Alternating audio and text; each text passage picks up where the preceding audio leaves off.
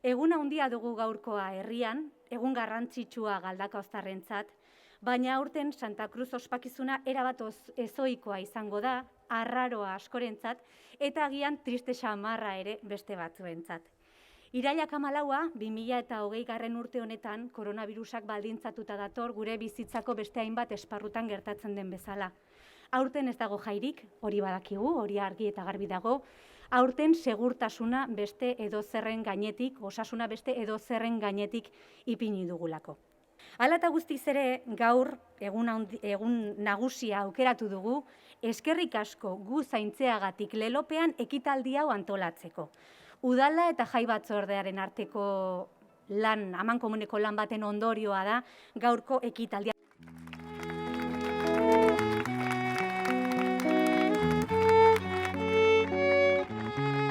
Oin 40 urte Santa Cruzak ospatzen ibiliga.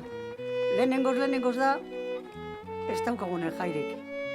Baina jaiak naiz deukiez, hemen alegin bat egin da herritarren artien gauzak aurrera ataratzeko. Batzuk egon dire denbora guztizen lanien, eta eurei esker, gure animo be aurrera jarraitu da. Gogoratuko duzuen hola koronavirusak gure etxean gelditzera behartu gintuen, baina etxean sartuta egon ginen hilabete horietan, hainbat kolektibotako langileek lanean jarraitu zuten herriaren alde, gure ongizatearen alde, eta gaur modu publiko batean, herritar guztien izenean, egindako lan hori eskertu nahi diegu. Eta horregatik 11 sektoretako 11 ordezkari gonbidatu ditugu.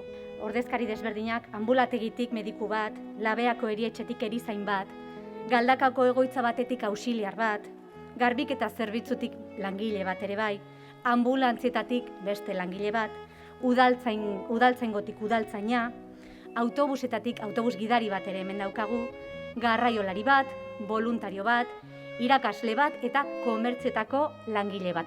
Txalo handi bat guztientzat mesedez. Gaixotasuna ondoan dugu, oraindik ez da igaro, ta aldaketak beharko dira, iraungo ez badu luzaro.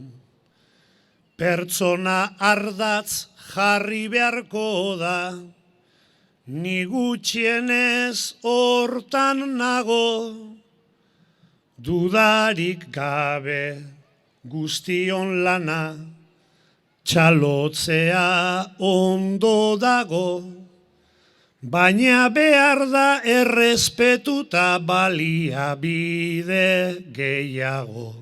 Larai, larai, larai, larai, baliabide gehiago.